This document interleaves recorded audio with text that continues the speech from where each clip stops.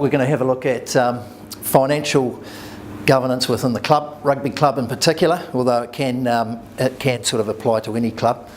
And it's an important part because I think it's something that's overlooked by a lot of clubs.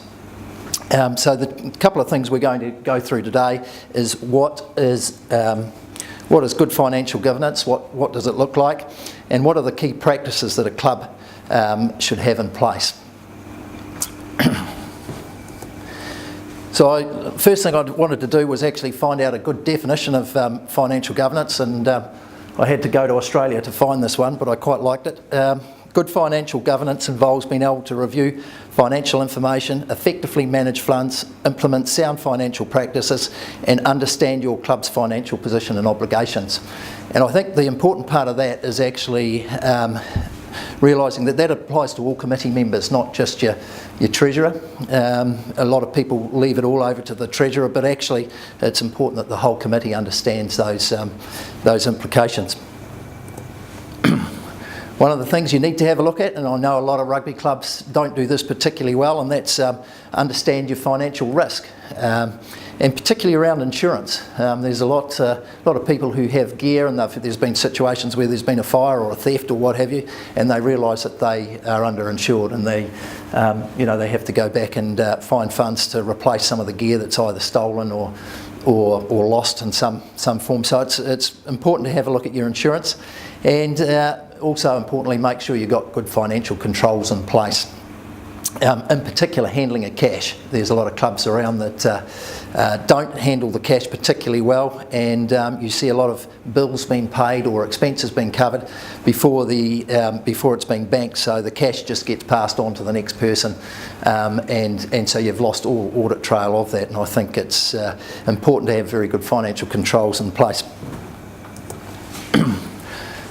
The other thing I think all clubs should do is review their constitution and make sure your constitution is still relevant, I should say. There's a lot of constitutions around that are out of date, and this first one here is possibly the one that I like the best. It says your annual subscription shall be 2 and 6pence and shall be payable on the 30th of June each year, and that particular line there is actually a live constitution, and it is part of a charitable organisation. So, and what's worse is that I'm actually on that committee, and I was trying to find out who the members actually were, and then I came across that line. So, yeah, it's out of date, it needs changing, but there are a lot of clubs around, and I've had a look at some of the rugby clubs' constitutions, and there's a lot that need to be changed. Also, a lot of the roles that are gender specific. A lot of them will have the treasurer has been a he, or their chairman has been a he, or what have you, and they also have things like payments must be made by cheque, and I think we've moved on from that. I do know of a treasurer who was quite, when she found that out, she was quite keen to get out of her position because she said that being a she wasn't allowed to act, so that probably needs to be looked at. Also, the role of the treasurer. You need to define the role of the treasurer, and often that is actually in the constitution, and you'll find that how that role's been described is not relevant to how it is today. So that need to be reviewed.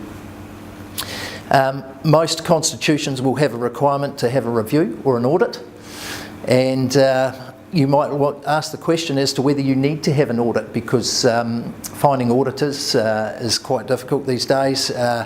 If you're a charity and you're over $500,000 turnover, you actually need to have a registered auditor, and they can be quite expensive and quite difficult to find. There's new rules with the Charities Commission now that outline those, and there's some good information on the Charities website about that. The other reason you might want a review versus an audit is, well, there's just with a review you can, any accountant can basically do the review, and it still provides you a reasonable amount of assurance. But if it's in your constitution that you need to be audited, you have to get an audit done. You can't sort of get through with the review. So that could be something you want to discuss with your club. Whether if you're small enough, you may need to take the word audit out. If you're big and have big bar income, then you'll probably stick with the audit. But it's something that every individual club should possibly have a look at. The other thing is your club a charity or not? A lot of them are, most clubs are incorporated societies, but you can also be a charity, and whether there's advantages, sometimes it can be considered that there will be an advantage to be a charity for the purpose of getting gaming machine funding, but that's not always the case. The other thing is, if you are a charity, it is easy to have donee status, which means donations can be tax deductible to those people who are making the donations to your organisation. So definitely something worth considering.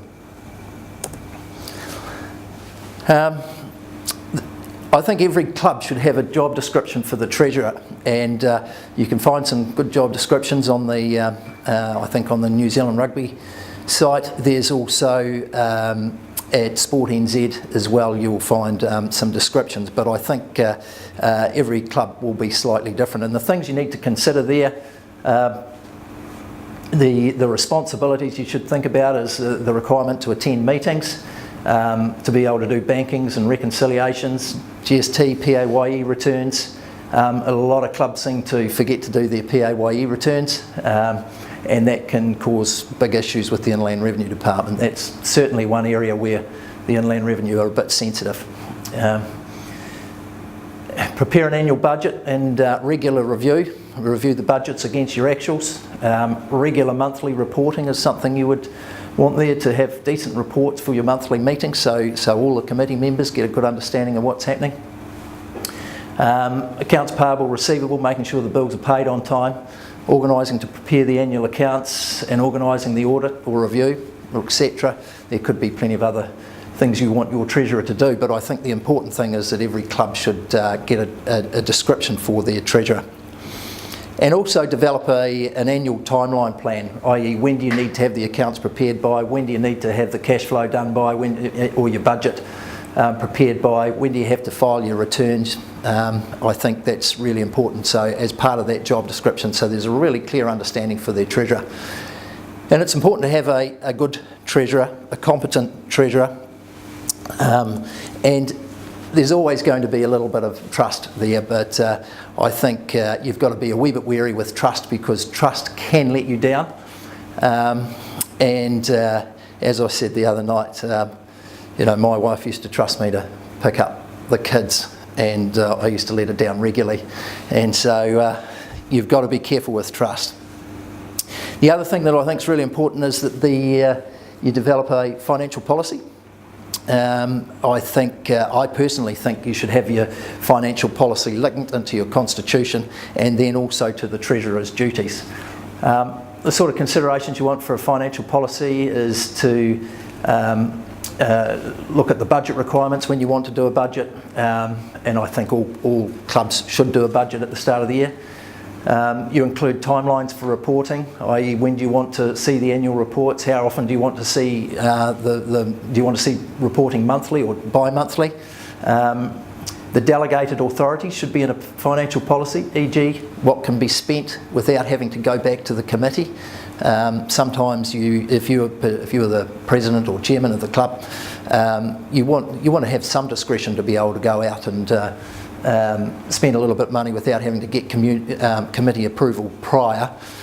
You'll always ratify it later on, but I think it's a good idea to have certain delegated authorities just for practical purposes. Segregation of duties. You don't want the same person who's collecting the cash at the bar also to be the one who's doing up the bankings, who's also preparing the financial reports. I think it's important for you know, particularly the larger your club, you need to have segregation of those cash handling issues. Number of signatories. Most clubs will have 2 people requiring a signature, and this is becoming particularly relevant with internet banking, and making sure that if you're doing internet banking you've got the right system in place, that you don't have a system whereby it just requires one person to make payments, that you do the full business banking. And that should be minuted each year. Timing of bill payments, you know, when these are to be done. Cash handling procedures, I sort of touched on that before. I think that's really important. Credit card, if the club has a credit card, to understand what the requirements are for credit card payments and approvals. Reimbursement procedures. Quite often you'll get a club that will turn up with somebody will turn up with some receipts and says he wants to be paid back for that, and there's probably a procedure you can develop to ensure those reimbursements are done properly. And also think about a cash reserves policy. We talk about the rainy day fund. I think all clubs should have a rainy day fund, and some people, a rule of thumb can be, something along the lines of 50% of your annual operating costs. But that can be determined by a club, but I think something like that should be included in the club's financial policy. And so I think that's a key improvement a lot of clubs could be making. The other thing I think is really important, every time there's a new treasurer, people seem to be using different systems for preparing the cash book or what have you, and it's because that's what they've been used to. It's important you get good software. I've just put two names up there, Xero and MYOB. They seem to be fairly well known, but they're in the cloud. We've got, and I think that all clubs should be embracing the cloud technology that's there. It's relatively cheap, and it allows. It means that all the information is not stuck on someone's computer. It means that all different committee members can log in and have a look at the reports at any time, and it also makes it easier if you're changing treasurers, that the information's still there and there's continuity in that whole system. So I big fan of embracing the cloud software, and I think clubs should be moving to that. It is relatively cheap for depending on what system you use. You can for $400 or $500 you can get onto one of these systems, and I think it's well worthwhile from a club point of view.